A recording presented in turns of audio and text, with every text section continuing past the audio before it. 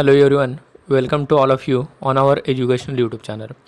Dear students, in previous video lecture we are already learned that the first part of lesson number 1.2, that is on saying please. Now in today's video lecture we are going to learn that the remaining part of given lesson. Now open your textbook and see the page number 17. See paragraph.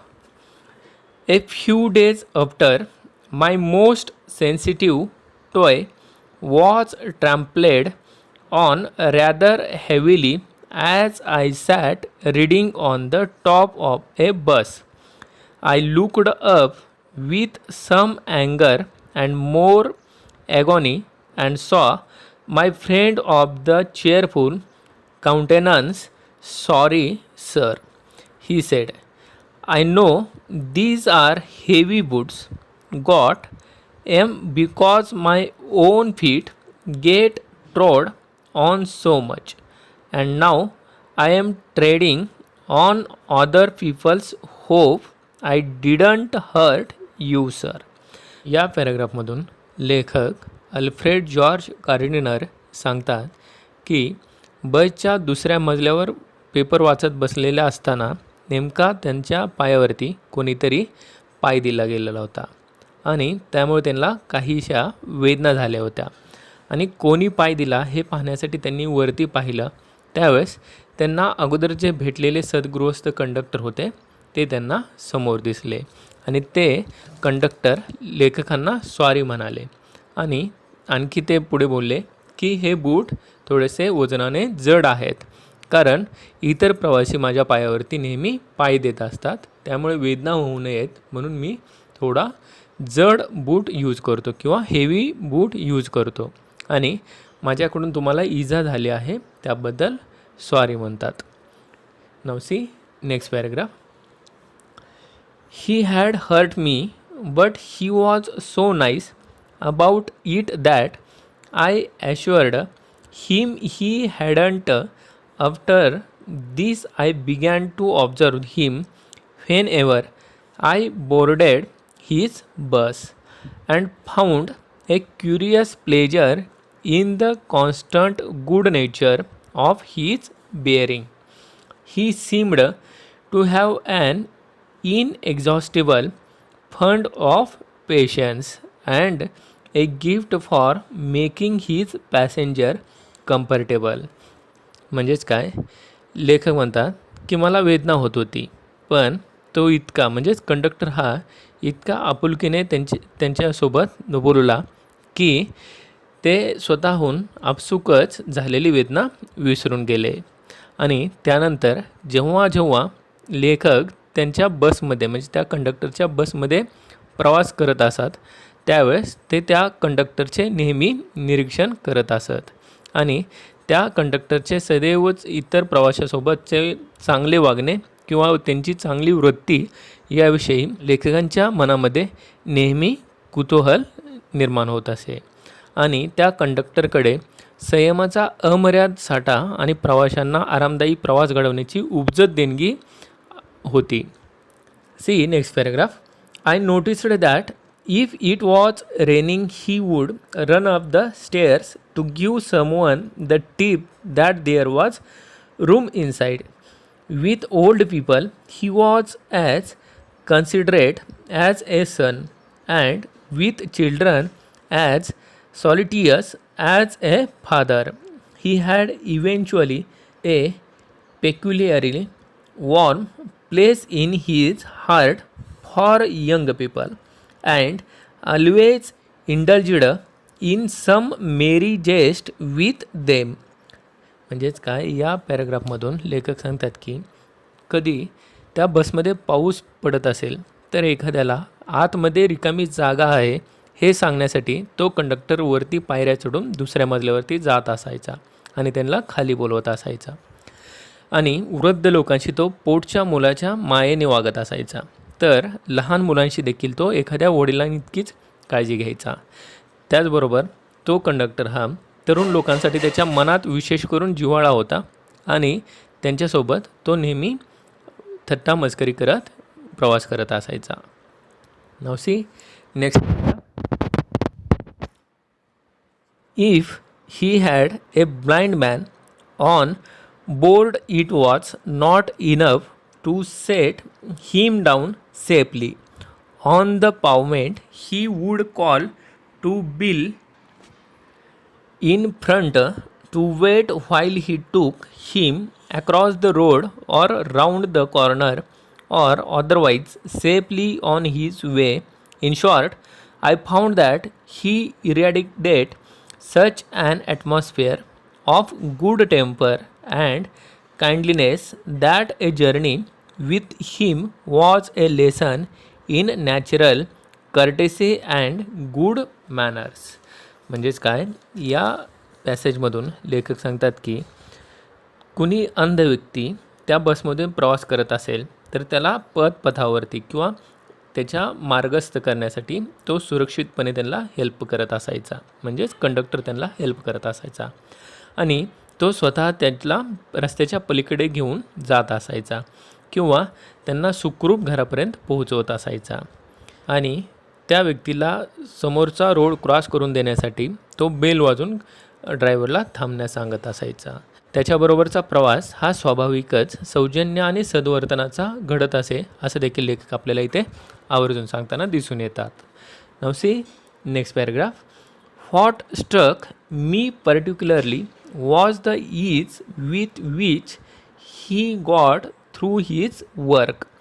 If bad manners are infectious, so also are good manners. If we encounter incivility, most of us are apt to become uncivil, but it is an unusually uncouth person who can be disagreeable with sunny people. म्हणजेच काय, या पॅराग्राफमधून लेखक Alfred George Gardiner सांगतात की तो conductor ज्या सहजतेने त्यांचे काम करीत असे ते त्या लेखकांना सर्वाधिक भावलेले होते आणि गैरवर्तणूक किंवा अशिष्ट वर्तन जसे संसर्गजन्य असते, म्हणजेच एकाचं गैरवर्तन पाहून इतर व्यक्ती देखील त्या प्रकारे वागू लागतात, त्याप्रमाणे सद्वर्तन देखील किंवा असभ्यतेचा अनुभव देखील आला तरी ते देखील संसर्गजन्य गोष्टी असतात असं देखील लेखक इथं आपल्याला सांगतात. आणि पुढे लेखक सांगतात की आपल्यातील बहुतेक लोक स्वतःही असभ्यपणे वागू लागतात, मात्र अशा प्रसन्न लोकांच्या सहवासात आपण जर का गेलो तर त्या लोकांचा आपल्यावरती परिणाम होतो, आपण देखील सुसंस्कृत व्यक्ती बनवू शकतो. Now see next paragraph. It is with manners as with the weather, nothing clear up my spirit like a fine day, said Keats, and a cheerful person descent on even the gloomiest of us with something of the benediction of a fine day. And so it was always fine weather on the polite conductor's bus, and his own civility, his conciliatory address and good humored bearing infected his passengers. In lightening their spirit, he lightened his own task.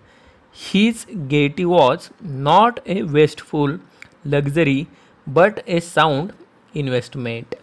या पॅरेग्राफमधून लेखक सांगतात की John Keats असे म्हणतात की शिष्टाचार हा देखील हवामानासारखाच असतो. एखादा छान दिवस जर का माझ्या मनोवृत्तीला उल्हासित करत असेल, त्याचप्रमाणे एखाद्या आनंदी व्यक्ती देखील आपल्या मनोवृत्तीला उल्हासित बनवते किंवा उदास व्यक्तीला प्रसन्न बनवते. म्हणूनच त्या सुसंस्कृत कंडक्टरच्या बसमध्ये नेहमी प्रवास करताना लेखकांना प्रसन्न वातावरण वाटत असायचे आणि तो कंडक्टर नेहमी इतर प्रवाशांसोबत सभ्यता किंवा सलोख्याचे वर्तन ठेवत असायचा आणि त्यामुळे त्या बसमधील वातावरण हे नेहमी प्रसन्न आणि उत्साही होत असायचे. आणि लेखक आणखी पुढे सांगतात की एखाद्या व्यक्तीची कमाई ही पैशामध्ये मोजली जात नाही तर त्याच्या बोलण्यातून मोजली जाते, म्हणजेच त्याचे बोलणे ही त्याची मोठी गुंतवणूक असते. Now see next paragraph. I have missed him from my bus route of late, but I hope that only means that he has carried his sunshine onto another road. It cannot be too widely diffused in a rather drab world, and I make no apologies for writing a panegyric on an unknown bus conductor. म्हणजेच काय, या पॅरेग्राफमधून लेखक सांगतात की आजकाल ते त्या बसच्या मार्गाने प्रवास करत नाहीत, परंतु त्याला माहिती आहे की तो प्रसन्न चेहरा असणारा तो कंडक्टर हा इतर दुसऱ्या कोणत्या तरी बसने प्रवास करत असेल किंवा त्या बसवरती ड्युटी करत असेल आणि त्या बसमध्ये तो नेहमीच प्रसन्नतेचा प्रकाश त्या मार्गाने पसरवत जात असेल. आणि लेखक अशी आशा करतात की नीरस कंटाळवाण्या जगात सर्वदूर तो इतरांना आनंद देत फिरत असणार आहे आणि त्यामुळे त्या अज्ञात बस कंडक्टरवरती स्तुतीपर भाषण लिहिल्याबद्दल लेखक हे दिलगिरी देखील व्यक्त करू इच्छित नाहीत. Now see next paragraph. If Wordsworth could gather lesson of wisdom from the poor leech gatherer on the lonely moor, I see no reason why lesser people should not take lessons in conduct from one who shows how a very modest calling may be dignified by good temper and kindly feelings. म्हणजेच काय, या पॅरेग्राफमधून लेखक सांगतात की William Wordsworth जर एका गरीब जळव्या गोळा करणाऱ्या व्यक्तीकडून ते शहाणपणाचे धडे घेऊ शकतात, तर मग आपण सर्वसामान्य लोक हे सुस्वभावाने आणि दयाळू भावनेने केलेली सर्वसामान्य सेवा देखील किती सन्माननीय मानू शकतो. आणि हे दाखवून देणाऱ्याकडून काही लोकांनी तरी आचरणाचे धडे घेण्यास मला काहीच चुकीचे वाटत नाही, असं देखील लेखक आपल्याला या लेसनमधून सांगतात. Now see next paragraph. It is a matter of general agreement that the war has had a chilling effect upon those little everyday civilities of behavior that sweeten the general air. We must get those civilities back if we are to make life kindly and tolerable for each other. We cannot get them back by invoking the law. म्हणजेच काय, लेखक Alfred George सांगतात की दैनंदिन जीवनातल्या वातावरण हे आनंदी करणाऱ्या छोट्या छोट्या संस्कृतीवरती किंवा शिष्टाचारावरती किंवा युद्धावरती हा परिणाम करत असतात आणि ही गोष्ट नेहमीच घडत असते. आणि त्यामुळे आपल्याला जर परस्परांचे जीवन आनंदी आणि सुसह्य बनवायचे असेल तर शिष्टाचार परत आपण मिळवला पाहिजे किंवा शिष्टाचाराने आपण वागले पाहिजे आणि त्यासाठी कोणताही कायदा आपल्याला बंधन करू शकत नाही. Now see next paragraph. The policeman is a necessary symbol and the law is a necessary institution for a society that is still somewhat lower than the angels. But the law can only protect us against material attack, nor will the liftman's way of meeting moral affront by physical violence help us to restore the civilities. म्हणजेच काय, लेखक सांगतात की आपल्यामध्ये अजूनही तेवढा सुसंस्कृत नसलेल्या लोकांचा समाजाचा एक घटक आढळतो आणि त्या लोकांना सुसंस्कृत वागण्यासाठी पोलिसांची आवश्यकता असते आणि कायदा ही एक अत्यंत आवश्यक संस्था देखील आपल्या भारत देशामध्ये अस्तित्वात आहे. परंतु कायदा केवळ शारीरिक हल्ल्यापासून आपले संरक्षण करू शकतो.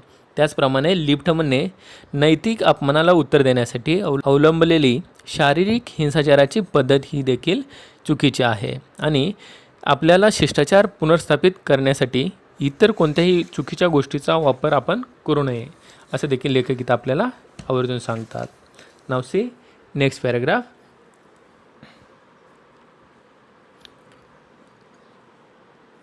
I suggest to him that he would have had a more subtle and effective revenge if he had treated the gentleman who would not say please with elaborate politeness. He would have had the victory not only over the boar but over himself, and that is the victory that count. आणि या पॅराग्राफमधून लेखक Alfred George gardener सांगतात की त्या लिफ्टमनने कृपया न म्हणणाऱ्या त्या सद्गृहस्थाशी अति विनयशील पद्धतीने वर्तन केले असते तर तो अधिक मार्मिक आणि परिणामकारक पद्धतीने बदला घेऊ शकला असता, आणि त्यामुळे केवळ त्या उद्धट व्यक्तीवरती नव्हे तर त्या लिफ्टमनने स्वतःवरती देखील विजय मिळवला असता, असं देखील लेखक या पॅराग्राफमधून आपल्याला सांगताना दिसून येतात.